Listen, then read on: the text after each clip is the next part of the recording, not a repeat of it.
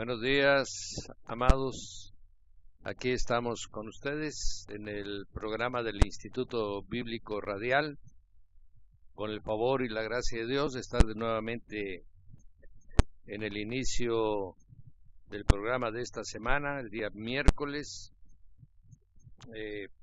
compartiendo con ustedes por la gracia y para la gloria de nuestro Señor Jesucristo. Estamos hoy, miércoles, jueves y viernes, de 8 a 10 de la mañana, esperando que seamos bendecidos con el favor de Dios y su Espíritu Santo nos ayude a compartir con ustedes el tema que tenemos el día de hoy. Para muchos que han estado escuchando y que están han estado pensando de que los temas que hemos estado tratando se alejan de la palabra. Quiero comentarles que la materia es apologética y el contenido de esta materia es precisamente prepararnos, capacitarnos para dar defensa de nuestra fe, y la forma como podemos nosotros presentar el Evangelio es conociendo las diferencias, las desviaciones o las invenciones que otras organizaciones, grupos, sectas o sociedades han hecho del cristianismo, desvirtuándolo del mensaje original del Evangelio que el Señor Jesús nos reveló. Y esta es la razón por la que se tocan tantos temas diversos de tantas organizaciones, asociaciones que existen, para que nosotros veamos cuán fácil puede ser para uno desviarse si no se afirma en la palabra y si también no se capacita en la lectura de las Escrituras y solamente nos dejamos llevar a veces por el nombre, por el prestigio de una persona o por su habilidad para hablar, y pueden desviarnos. De hecho, la mayor parte es desviado porque no lee las Escrituras, porque confía en el hombre y no va a la fuente correcta que son las Sagradas Escrituras. Las únicas aguas que están limpias, que no están corrompidas, son las Escrituras. Por eso el Señor dice que saltará el Espíritu de nosotros como agua viva que salta para vida eterna, porque las Escrituras han conservado la pureza de la voluntad de Dios a través del Evangelio.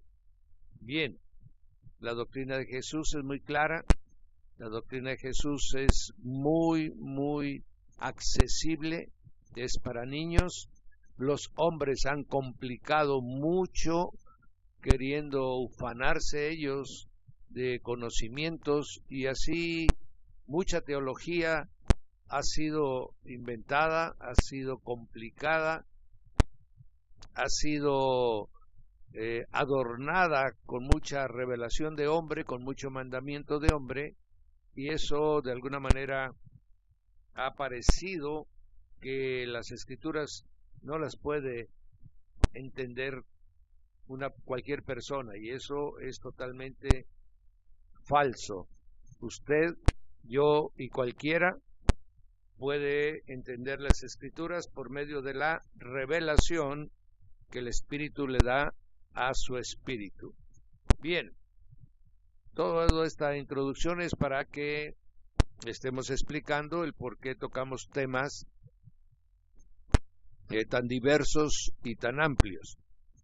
El día de hoy, el viernes pasado, terminamos con el tema del ecumenismo, que es la intención de el catolicismo romano de reunir a todas las iglesias y se conviertan en una sola fe, en una sola doctrina, en una sola adoración a un solo Dios. Y esto es el plan ya muy avanzado que se está desarrollando en todas partes, de la cual el único obstáculo para que esto suceda es prácticamente el cristianismo, específicamente el cristianismo pentecostal, que es tan diverso, que no está concentrado en la dirección de un grupo de gentes, como puede ser el adventismo, ¿verdad?, que está a través de un concilio, está gobernado todo el adventismo del mundo, como es el de los testigos de Jehová, que a través de 12 personas que son su directorio gobiernan al adventismo de todo el mundo. No es el caso del mormonismo también, que un grupo que es la directiva gobierna todo el mormonismo del mundo, ¿verdad? Y como las iglesias bautistas también generalmente están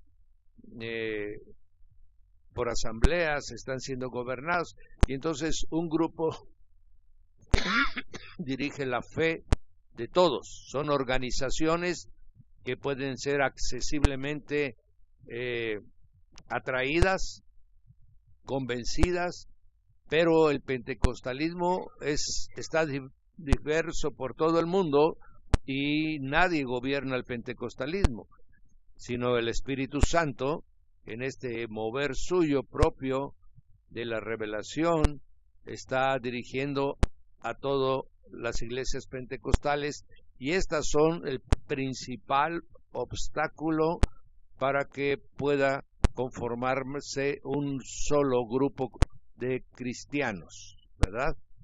La Iglesia Católica pues la dirige un solo hombre, y él es el que está, como lo dirigen otras organizaciones, el hinduismo, el budismo, etcétera. Entonces, el ecumenismo pues ha avanzado mucho, pero tiene un gran obstáculo que se llama la Iglesia de Jesucristo. Bien, esta es la introducción para que lleguemos. ¿Quiénes son los promotores fundamentales del ecumenismo? ¿Quiénes son los que están aportando el mayor número de personas y de organización y de acuerdos? Bueno, son las 3 religiones monoteístas, o sea, 3 religiones que creen en un solo Dios y que de alguna manera ya están llegando a un acuerdo. Y estamos hablando del judaísmo, estamos hablando del Islam y estamos hablando del cristianismo. Estas 3 grandes movimientos de fe, de doctrina, están llegando a acuerdos, y representando al cristianismo fundamentalmente es el catolicismo romano. Bien, vamos a hablar pues de estas 3 organizaciones humanas, porque son organizaciones hechas por hombre, ¿verdad?, gobernadas por hombre, y vamos a ver las diferencias. Primero vamos a ver su desarrollo para que las conozcamos bien, y luego vamos a ver su diferencia con la verdadera doctrina de Jesucristo, en qué diferenciamos y por qué no es posible que tengamos nosotros una comunión, como dice el libro de Corintios, Primera de Corintios, en yugo desigual. Bien, empezaremos conforme la historia fue formando a las grandes religiones. Sabemos que en toda la historia la primera gran religión fue la religión babilónica, pero esa ya no existe como tal, sino que está infiltrada en varios grupos, y gran parte de su remanente está en el catolicismo romano. También vemos que ya el grupo de los medopersas, la religión medopersa, ya también desapareció como tal, pero está incrustada sus doctrinas en varios grupos que todavía la sostienen, sobre todo en las sociedades secretas. Vemos que también la religión egipcia desapareció, sin embargo está inmerso en el ocultismo y el esoterismo y todos los grupos que lo practican, igual que la religión hindú. Y la griega todavía hay remanentes de la griega. ¿A través de qué? A través de encubrir a los dioses griegos con el nombre de patronos, con el nombre de santos, con el nombre de vírgenes. Se encubrió el nombre de los dioses griegos y romanos. Y esto es lo que hasta nosotros ha llegado. Bien, pero el judaísmo es con toda su antigüedad, pero vamos a ver cómo ha ido evolucionando también el judaísmo. Originalmente no se conocía como tal. Originalmente se conoce como la ley de Moisés. En los 5 primeros libros de las Escrituras, Génesis, Éxodo, Levíticos, Número y Deuteronomio, que el pueblo de Israel le llama la Torá, ahí se basó Moisés para dar ordenanzas, preceptos, estatutos y mandamientos.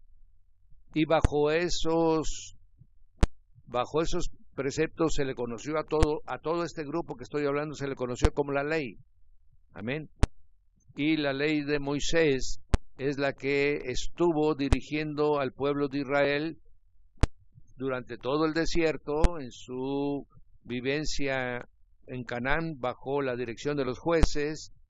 Después sería bajo la dirección del sacerdocio arónico durante el tiempo de los reyes, hasta Babilonia.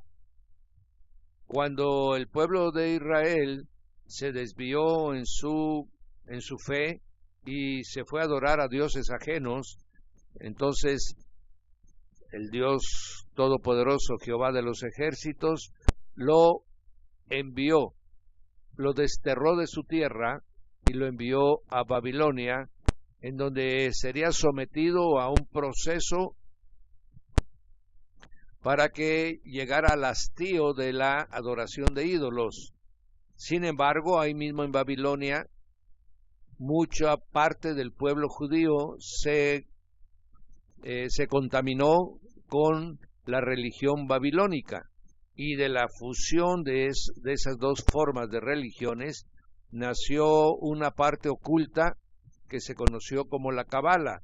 La Cabala tiene su origen en Babilonia y es la parte mística, la parte, podríamos decir, ocultista de la fe de los israelitas.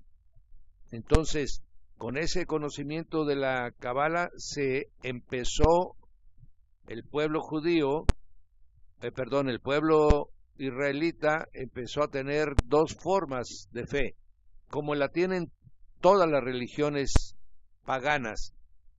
Una en la forma interna, o sea, en el núcleo de los que dirigen, tienen una fe, y al pueblo le enseñan otra forma de adoración, de tal manera que no conozcan el secreto, el corazón de lo que realmente profesan.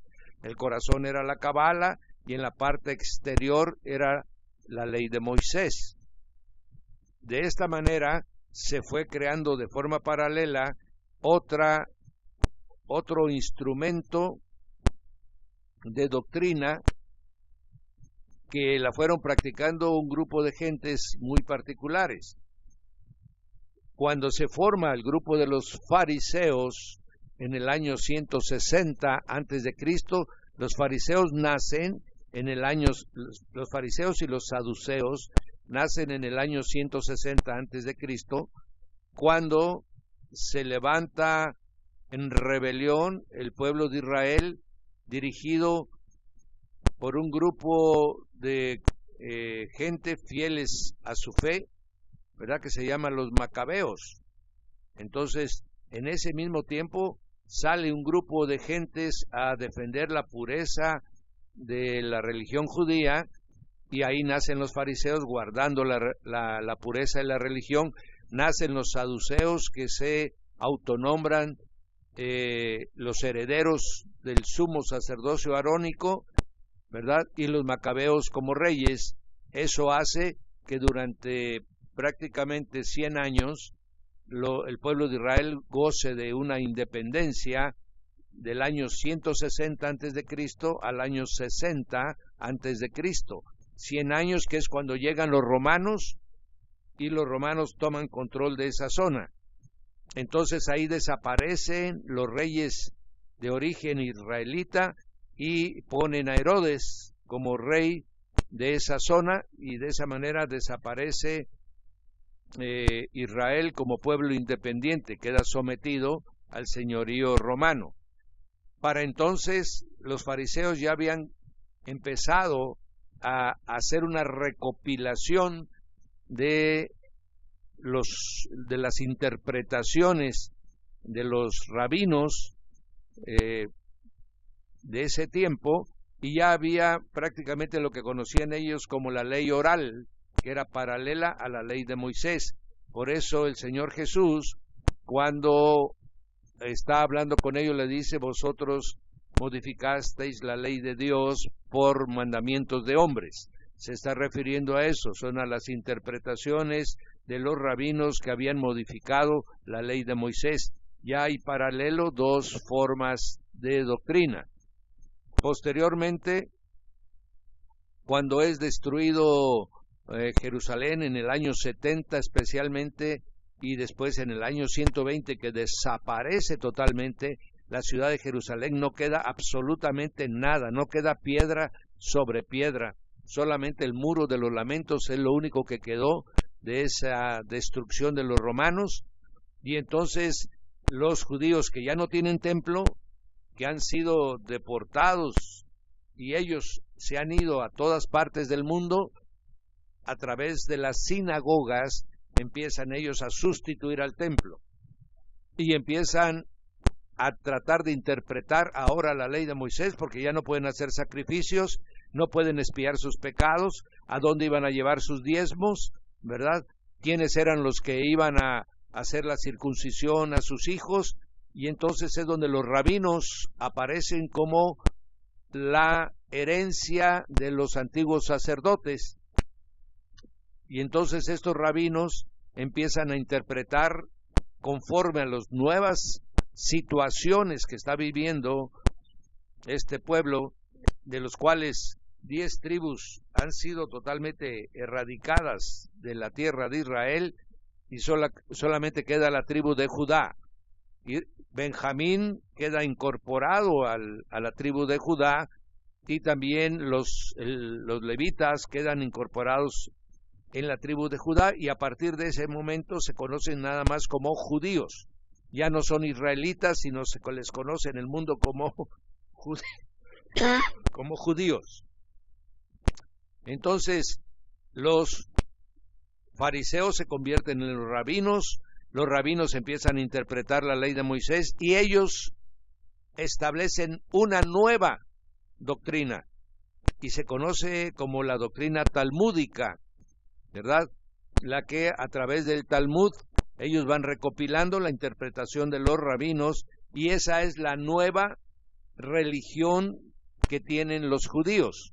Ya no es la Torá de Moisés, sino es la interpretación de los rabinos a la Torá de Moisés y a la tradición que ellos han aprendido, en donde hacen una mezcla con la Cabala, hacen una mezcla con la Torá y una mezcla con la opinión de los rabinos, de tal manera que ahora el Talmud babilónico, Talmud bablí, como le llaman ellos, es el que rige realmente la doctrina del pueblo judío. Ya no es la Torá de Moisés.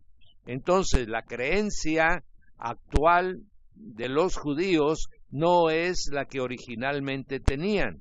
Actualmente ellos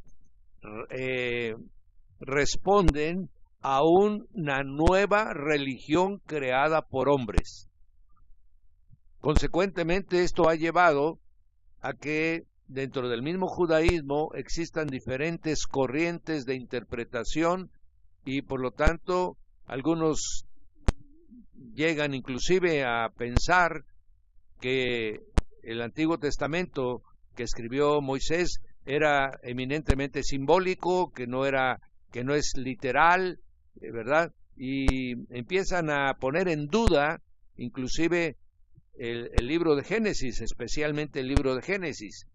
Lo que sí siguen respetando es que Abraham es el patriarca, padre del linaje, ¿verdad?, del pueblo de Israel y consecuentemente de los judíos, pero muchas cosas la dejan afuera de su interpretación, de tal manera que nos sorprenderíamos conocer al Dios que ahora adora el judaísmo. Es muy diferente al Dios que reveló Moisés en la Torá. Por lo tanto, empezó a desviarse. Por eso fue la oposición tan extraordinaria que este pueblo hizo en contra de la doctrina y la fe de Jesucristo. Ellos trataron de borrar totalmente de la mente de los judíos a Jesús. Quemaron todos los documentos que estaban relacionados, porque el judío era muy esmerado en tomar nota de todas las cosas. El juicio de Jesús estaba perfectamente documentado, mis amados, hasta el año 120, en que se ordenó destruir toda documentación que hablara de Jesús, ¿verdad? Quedaron puntos aislados en el Talmud, que son los que ahora tenemos referencia y sabemos la opinión que el Talmud tiene de Jesús.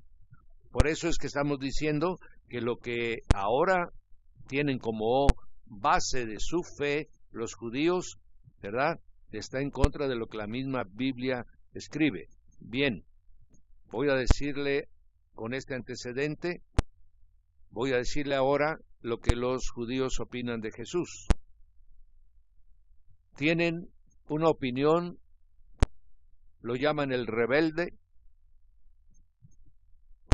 lo llaman, yo espero que usted ahorita con todo respeto, ya ves que estas cosas no me agrada compartirlas, mi hermano, por la blasfemia con que el Talmud trata al Señor Jesús. A María la trata como una ramera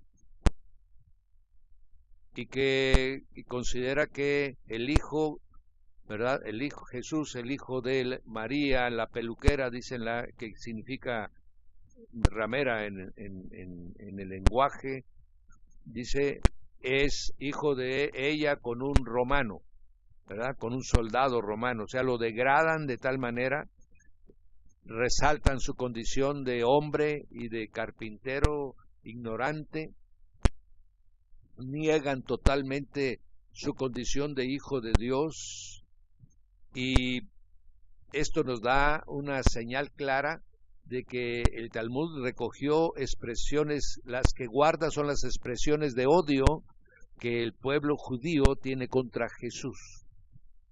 Entonces, podemos nosotros entender que nosotros no podemos estar en tratos y en relación con alguien que tiene esa opinión de aquel que nosotros consideramos que es el Hijo de Dios, el unigénito, es el Dios hecho carne, y que ellos en una actitud de blasfemia total hablen de Jesús de esa manera.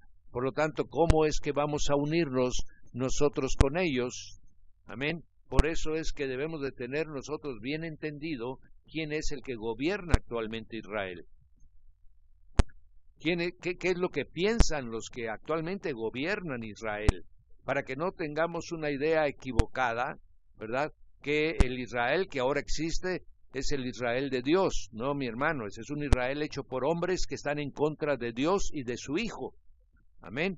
Entonces, nosotros de esta manera estamos entendiendo que el judaísmo por eso odia, no es que esté en contra, odia al cristianismo por dos razones. Una, porque el Señor Jesús es piedra de tropiezo para los judíos, tal como lo escribe Pablo en sus cartas, y por la otra, porque acusan al cristianismo de la persecución que ha tenido el pueblo judío desde que salió de la diáspora del año 120, ¿verdad?, hasta 1948, que se creó el Estado de Israel.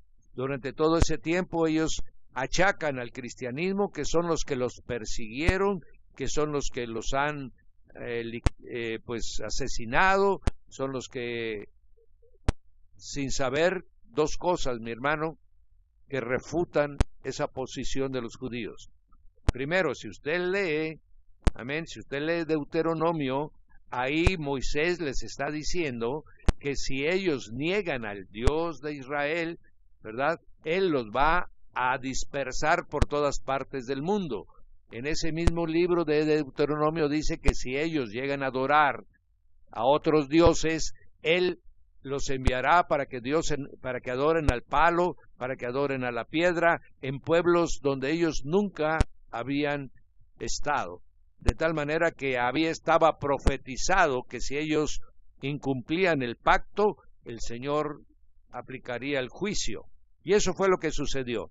Ellos no reconocen, mis hermanos, que por sus pecados, que por haber abandonado al Dios de Israel, Él los envió a todas partes del mundo. Ellos acusan a los cristianos de que los cristianos los perseguían, cuando la misma palabra dice que ellos serían perseguidos en todo lugar. Usted lea, mi hermano, Deuteronomio 28 y usted se va a sorprender con qué claridad está avisándose lo que le va a suceder al pueblo de Israel si abandona a su Dios. Por lo tanto, no hay fundamento como para achacarle al cristianismo, ¿verdad? Probablemente muchos pueblos sean instrumento, como lo fue Babilonia, para disciplinar a este pueblo y para que vuelva sus ojos a su único y verdadero Dios. Entonces, aquí tenemos una gran situación que debemos tocar con mucho cuidado. Si ellos no adoran al verdadero Dios de Israel, ¿a quién adoran? Si usted fuera una persona que tuviera interés en llegar un poco más a la profundidad de esto, va usted a darse cuenta que el Dios que ellos adoran es el Dios babilónico. Es un Dios muy particular que la Cabala, que está íntimamente ligado al luciferismo, va a revelar quién es el Dios al cual actualmente busca el judaísmo talmúdico. Amén. Cierto es que hay judíos que siguen la Torá de Moisés, pero son ya los menos. Prácticamente de todos los que se llaman judíos, no llega ni al 20% los que siguen la Torá mosaica. El 80% sigue el Talmud babilónico. Entonces, estamos entendiendo que cómo vamos los cristianos a reunirnos con un pueblo que rechaza a nuestro Señor y Rey, a nuestro Salvador y Redentor. Amén. Esto es para que usted esté enterado de qué cosa es el judaísmo actual, ¿verdad? Por eso es que el judaísmo mesiánico no tiene nada que ofrecer. El judaísmo mesiánico lo que le queda es renunciar y volverse iglesia para que de esta manera reciba las bendiciones que las Escrituras contemplan. Amén. ¿Diga usted?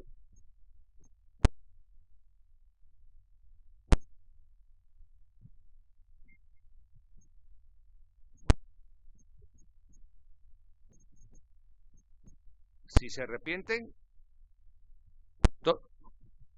sí, claro, todos los que se arrepientan y reciban a Jesús como su Señor serán salvos. Eso dice las Sagradas Escrituras, los que crean en su corazón. Perdón, es que no se oye, casi no se oye nada, Señor. El remanente,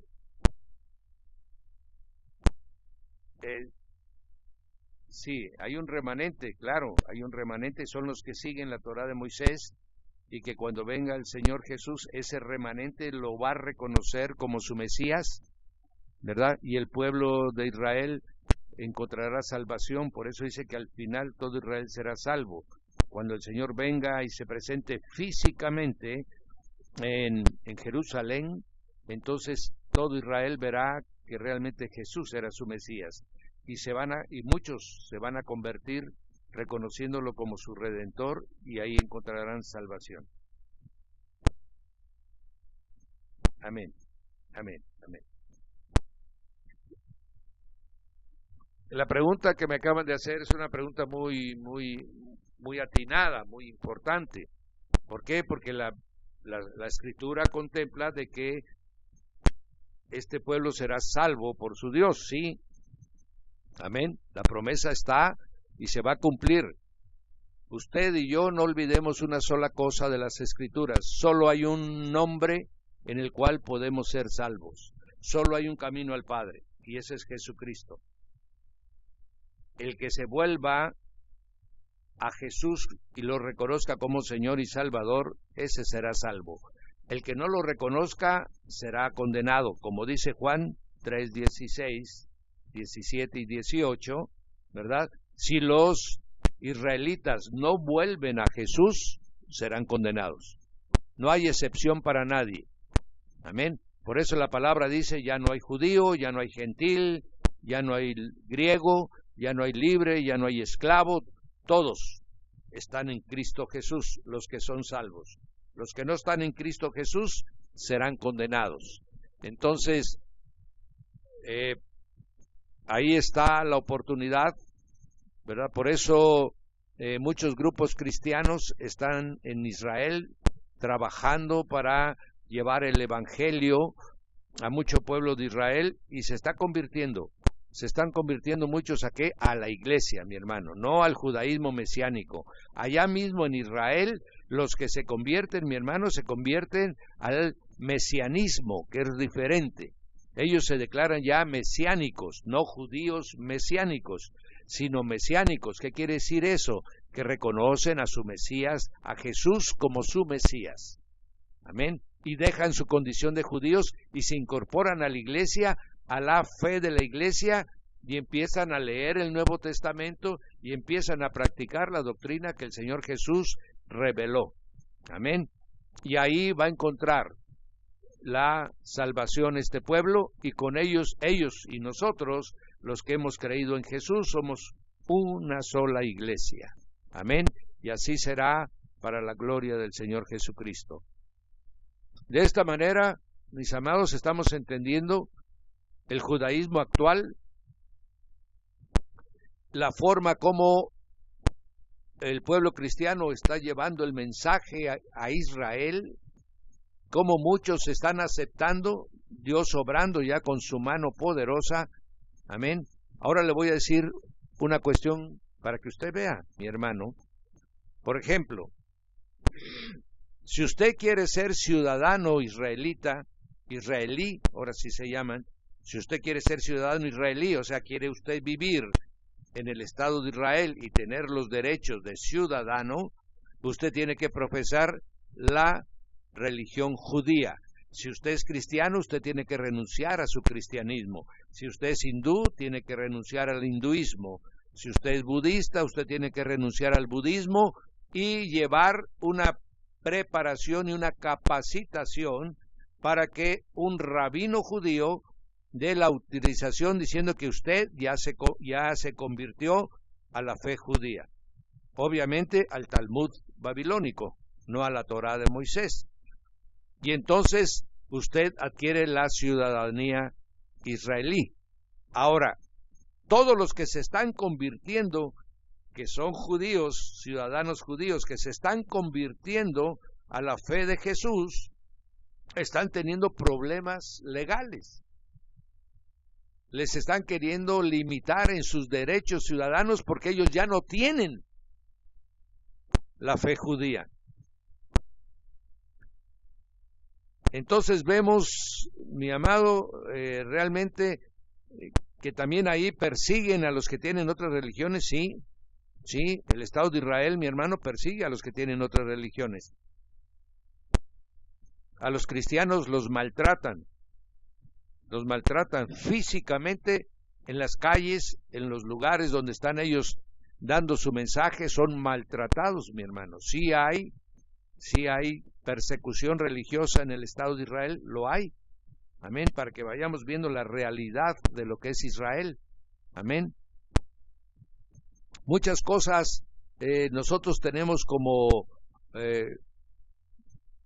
un estado ideal, ¿verdad? Muchos dicen hasta la ciudad santa, ¿verdad? Cuando la Biblia dice que en el final de los tiempos será como Sodoma y como Egipto, ¿verdad? Entonces, vemos que hay una gran confusión del mismo cristiano referente a lo que ahora es el mismo Estado de Israel. Entonces, el judaísmo está muy divorciado. Yo decía que el cristiano practica más la fe de Moisés que los mismos judíos. Los cristianos reconocemos en Moisés el liberador del pueblo, el que habló con Dios, el que entregó los 10 mandamientos, ¿verdad? Se le tiene en una grande estima como un siervo de Dios. Se usa mucho de sus revelaciones que él recibió. Nosotros creemos que lo que escribió Moisés es revelado por Dios. Lo tenemos en esa estima y en eso, mi hermano, tratamos de ser practicantes de lo que todavía aplica de las revelaciones de Moisés. Mientras que el judaísmo talmúdico ha rechazado y lo ha sustituido con mandamientos de hombre. Bien, ahí está precisamente el por qué no podemos coincidir. Nosotros no hemos puesto la barrera. La barrera la ha puesto el pueblo judío. Nosotros los hemos reconocido como el pueblo que el Señor escogió, que tiene con ellos promesas y profecías por cumplir. Y todo eso lo reconocemos nosotros los cristianos. Mientras ellos niegan totalmente cualquier posibilidad de que el cristiano tenga que ver con la fe de los profetas. Entonces, no nos entendemos ni nos vamos a entender.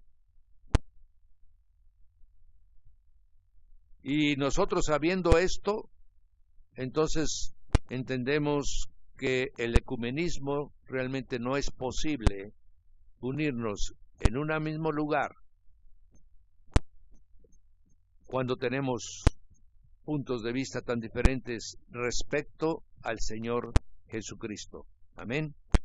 Bien, entonces, cuando escribió el Talmud, el pueblo judío lo recopiló desde 200 años, o sea, cuando empezó el reinado de los macabeos, hasta el año 500 después de Cristo. En el año 500 después de Cristo, ellos sacaron a la luz su Talmud para que todos los judíos de cualquier parte del mundo se sujetaran a esas reglas y preceptos que ya habían convenido. El Talmud no es más que puro mandamiento de hombres, ¿verdad? Bien, con esto entendemos una cosa que va a ser muy importante en lo que voy a comentar. Para el año 500, el cristianismo había tenido hasta el año 400, que fue cuando Teodosio puso el decreto de que hacía oficial y obligatorio la fe de la Iglesia Católica Apostólica. Entonces el Imperio Romano desechó todas las otras religiones y abrazó los principios de la Iglesia Católica Apostólica a través de lo que estaba escrito en el Nuevo Testamento y lo que habían acordado los concilios. Para entonces estaba muy fuerte el cristianismo y el judaísmo había menguado. ¿Por qué? Porque ya no estaban en un lugar, ya vivían en Roma, vivían en Alejandría, vivían en Constantinopla, vivían en España, vivían en Portugal, en todas partes del mundo a donde viajaron, toda África, ¿verdad? Después se expandiría en otros lados, pero generalmente alrededor de todo el Mediterráneo, inclusive fueron a Rusia, fue muchísimo judío, y esos empezaron a ser gobernados por los rabinos a través del Talmud.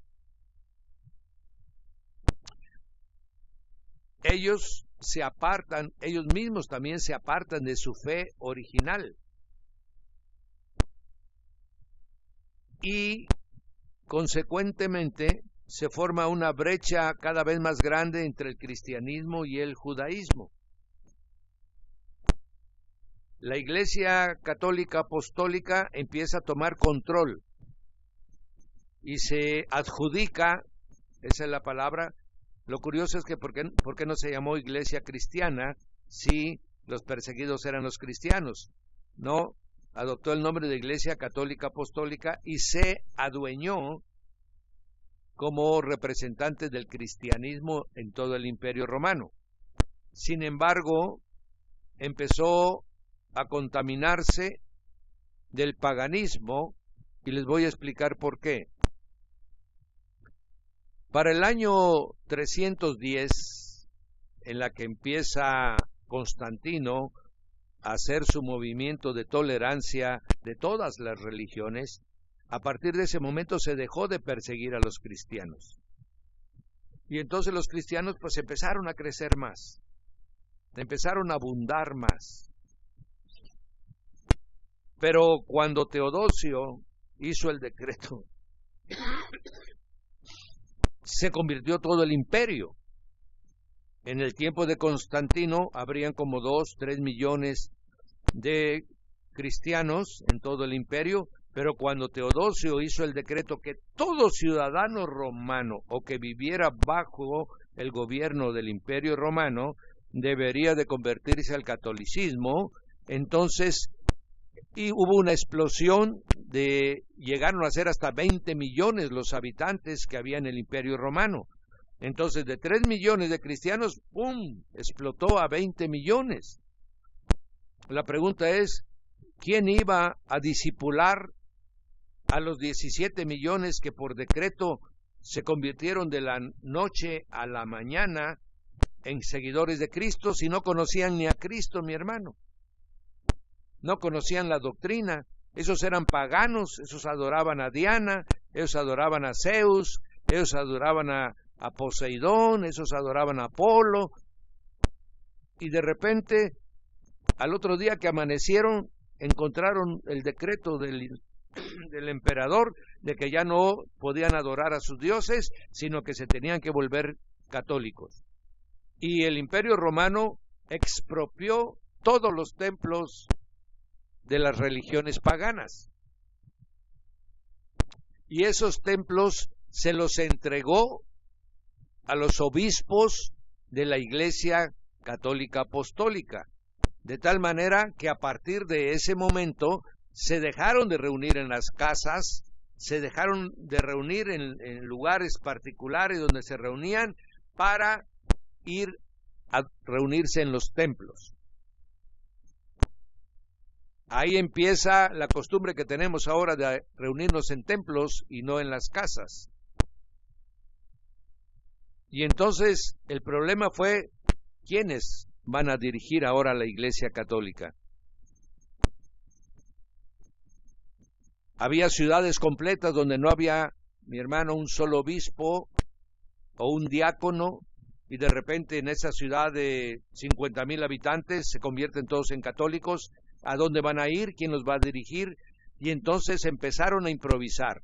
Y los viejos sacerdotes de los dioses paganos los habilitaron, les dieron reconocimiento como diáconos y aún como obispos de la Iglesia Católica. De tal manera que la gente de la noche a la mañana, los sacerdotes que adoraban a Apolos, los sacerdotes que adoraban a Venus, resulta que ahora al otro día tienen que ser los obispos que conducen a católicos que tampoco conocen a Cristo. Y es ahí donde se hace la mezcla. Estos sacerdotes recién improvisados empezaron a hacer mezclas de la doctrina cristiana con la doctrina de lo que ellos conocían de adoración a sus dioses. Por eso es que aparecen los inciensos, por eso es que aparecen los cirios, por eso aparecen las imágenes, ¿verdad? Y las gentes que no conocían nada de la doctrina, porque no se reunían en grupos de cristianos, llegaron a los templos, a donde era obligado que se reunieran para congregarse, y siguieron a quienes, a sacerdotes o obispos que también habían sido improvisados. Y así es como el paganismo se mete a la religión católica apostólica. Así es como empiezan a sustituirse los nombres de los viejos dioses por los patronos de los carpinteros, por el patrono de los canteros, por el patrono de los teñidores, por el patrono de los orfebres, etcétera, etcétera, ¿verdad? Mercurio, por ejemplo, que era una imagen de un dios, a ese lo hicieron el patrono de los comerciantes. Le quitaron las imágenes paganas, le pusieron una vestidura encima y le dijeron, este va a ser el patrono. No le dijeron que era su dios. Ya bajaron de la condición de dioses a la condición de patronos de ese gremio. Y así fue como se fue difundiendo lo que ahora es tan conocido. ¿Por qué? Porque la Iglesia Católica Romana siguió ese principio y lo sigue haciendo actualmente, nombrando beatos, nombrando santos, nombrando vírgenes, etcétera. Es la misma forma como nació esa iglesia, pues es la práctica que ha seguido. Amén. No es nada extraño, no es que después se haya metido a la idolatría, no, nació desde el principio bajo esa forma de comportamiento. Amén. Entonces, y cuando se fue haciendo cada vez más fuerte, después del año 700, el catolicismo apostólico se convirtió en apostólico y romano, porque el obispo de Roma se adjudicó la condición de la cabeza de la Iglesia Católica Romana. Se convirtió en el sumo pontífice, de lo cual ya hablamos en otra ocasión, qué significa el sumo pontífice, ¿verdad? Y a partir de ese momento cambió su nombre a Iglesia Católica Apostólica y Romana. ¿Por qué? Porque el que guiaba esa iglesia vivía en Roma y era la continuación del Imperio Romano que acababa de desaparecer en el año 700. Y de esa manera vemos cómo se adjudica el derecho de representar a todos los cristianos. Si usted compra un libro de la historia del cristianismo y lo que le van a dar es la historia del catolicismo del año 400 al año 1500, porque a partir del 1500 viene la ruptura del grupo de los reformadores, en los cuales está Lutero, Zwinglio, amén, Calvino y otros más, ¿verdad? Pero durante el año del año 400 al año 1500, prácticamente la Iglesia Católica dominó la religión, porque fue una religión, nació como una religión, no es una fe, es una religión, en la que tiene un hombre que la gobierna, en la que tiene preceptos, tiene 2600 artículos de fe que conforman su catecismo, tiene una estructura, amén. Y entonces vemos por qué también ahora el cristianismo no puede fusionarse con el catolicismo. No debería de hacerlo, porque desde sus principios se desvió, de tal manera que actualmente el catolicismo romano tiene tres formas de cómo gobernarse en asuntos de fe. La más importante de todas se le llama magisterio. El magisterio es la reunión de todos los obispos con el Papa, y los concilios, eso forman el magisterio. Lo que se acuerde en esas reuniones o lo que el Papa decrete a través de sus bulas se convierten en autos de fe. Y eso es lo más importante para el católico. Más importante, mi hermano, que la misma Biblia, que lo más importante que lo que Jesús habló en los evangelios. La segunda parte de los acuerdos que ellos respetan se llama la tradición. O sea, lo que se ha venido, aunque sea mentira, aunque sea fábulas, ¿verdad? se han ido conservando como una de las grandes fábulas, por ejemplo, la de los Reyes Magos. Sin embargo, ellos la tienen como un auto de fe, que la gente tiene que creer que en el lugar donde el Señor nació, primero dicen que es en una cueva y no hay tal cosa, en la Biblia no hay tal cosa. Segundo, dicen que ahí estaba el buey, aquí estaban esto, que ahí estaban los Reyes Magos, y no hay tal. Pero ese es un auto de fe que tienen que creer el que es católico, ¿verdad? Entonces ellos tienen otros mandamientos de hombre que le conocen como la tradición oral. Y como tercer elemento tienen a las escrituras. O sea, como tercera opción. La primera opción es el magisterio, la segunda opción es la tradición oral y la tercera opción se llama Sagradas Escrituras. De tal manera que entonces el cristianismo actual o el protestantismo evangélico, que sería lo más correcto llamarlo, está totalmente divorciado de esa forma de prácticas religiosas. Así es como funciona el catolicismo romano. Bien, para el que es católico romano y cree de esa manera, pues es su fe y él la practicará. Pero nosotros que practicamos lo que dicen las Sagradas Escrituras, no podemos estar de acuerdo con aquellos que se han apartado de los principios que las Escrituras hablan. Y este es el punto más, significativo en el por qué el ecumenismo por qué el protestantismo evangélico no podría sumarse al ecumenismo. Y la Iglesia del Señor, óigame lo que le digo, mi hermano, la Iglesia del Señor no se va a unir al ecumenismo. Al final de los tiempos, antes de que venga el anticristo, habrá solo dos religiones en el mundo: la religión ecuménica y la religión cristiana, la verdadera religión cristiana que sigue la doctrina de Jesús. Entonces quedarán enfrentados unos a otros y entonces empezará la persecución. Solo la Iglesia se apartará del ecumenismo. Todos los grupos protestantes evangélicos que ya están en apostasía en estos momentos se van a unir al ecumenismo. Pero la verdadera Iglesia del Señor se mantendrá fiel. Y al final quedarán enfrentados como quedó enfrentado con el Imperio Romano, el paganismo y la Iglesia del Señor Jesús. Así terminará. Amén. Así como empezó, así terminará. Con los verdaderos seguidores de Cristo enfrentados, mi hermano, a toda una serie de doctrinas apartadas del Evangelio, pero que tendrán el control de todas las cosas. Amén. El siguiente paso será la manifestación, el arrebato de la Iglesia. Entonces quedarán que el ecumenismo quedará solo sobre la tierra porque la Iglesia ya fue arrebatada. En ese momento ya habrá una sola religión. El falso profeta podrá ya empezar a operar y a funcionar para preparar la venida del anticristo.